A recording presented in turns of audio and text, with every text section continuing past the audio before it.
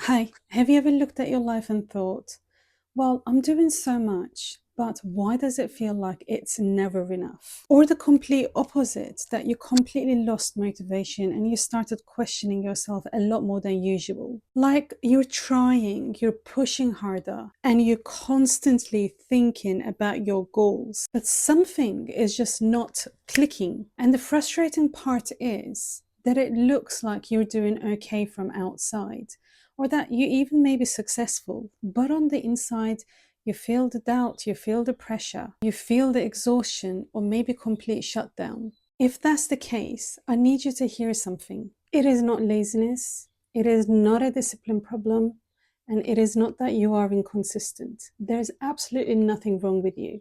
But it is more than likely that you fall into one of those 5 patterns that I see ambitious women fall into over and over. So in this video, I'm going to walk you through to these 5 patterns that most ambitious women I see fall into. But I don't want you to just listen and analyze. I want you to notice which one feels like you the most, because I'm going to tell you exactly what you need to do in order to keep moving forward. Hi, if we've not met before, my name is Shay. I'm a traditionally trained therapist, and I now coach women who are stuck in procrastination and self-doubt, and I move them from inaction to action with safety. Without further ado, let's get on with it. So the first one is prove yourself achiever. This lady is always striving.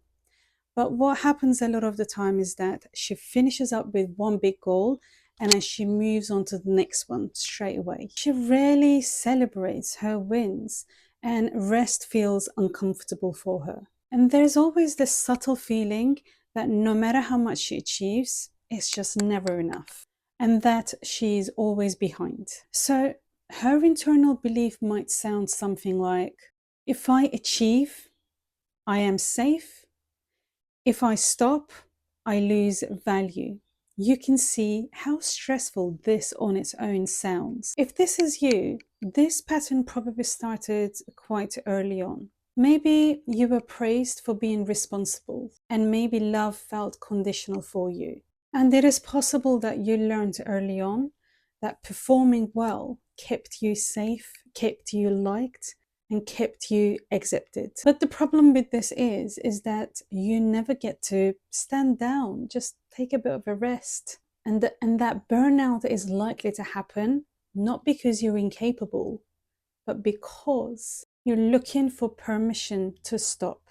And so this is what you need. You don't need a better time management. What you need is to experience safety without having to perform. So this may look something like putting in more rest time, putting in more times with friends, and learning to stay present with those experiences.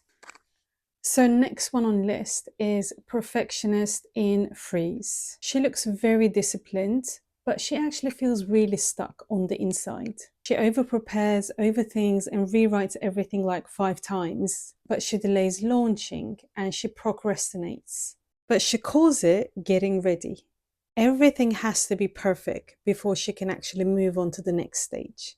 Her core fear is, if I get this wrong, I'll be judged. But this isn't even about high standards. This is about threat detection.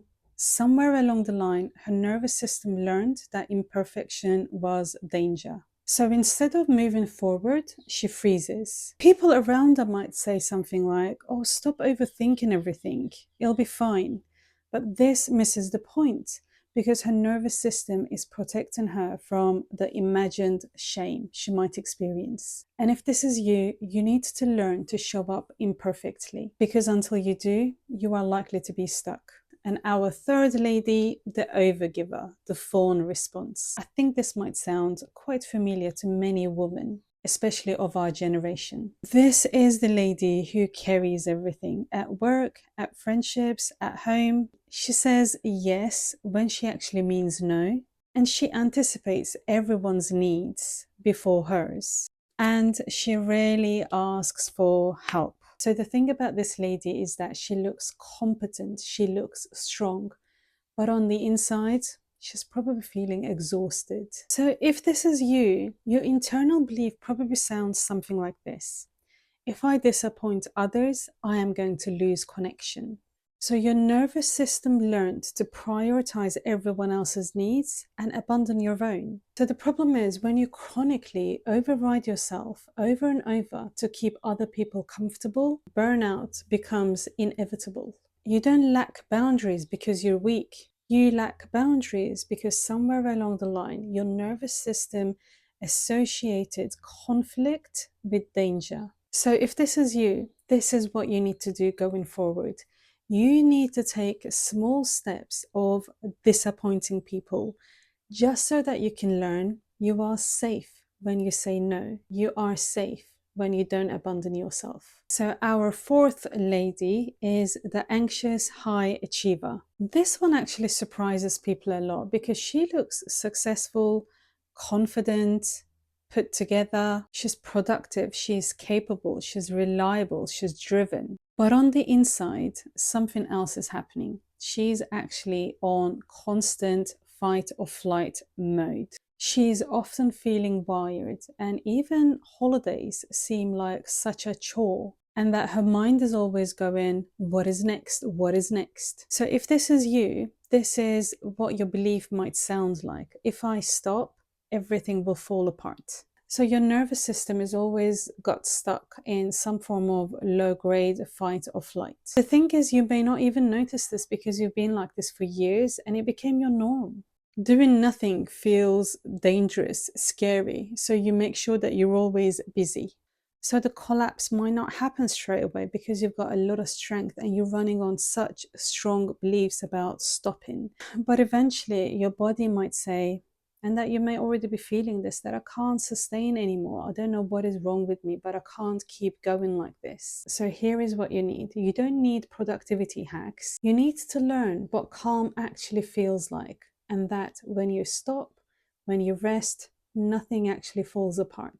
So our fifth archetype is the collapse. And this is the woman who is all of the above. And now she feels tired, exhausted actually.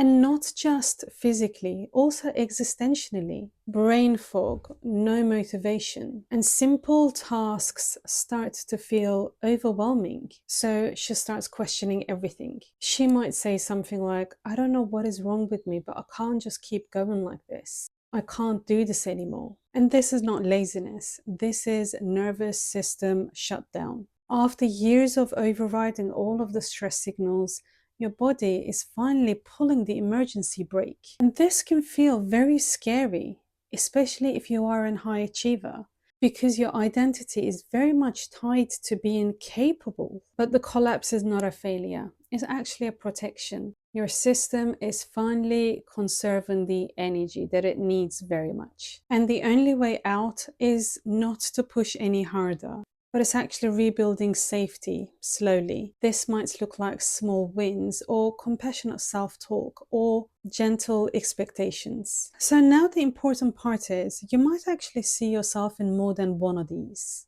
right?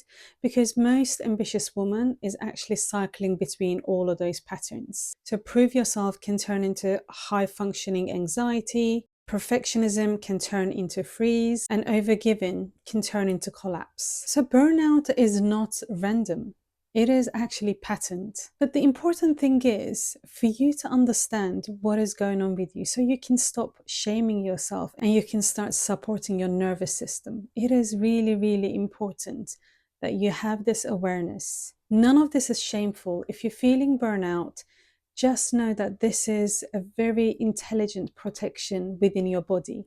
Your system is protecting you, essentially. That's what's happening. So your job here is not to become more disciplined, but it's to actually become more attuned, more honest with yourself, and learn ways to regulate yourself.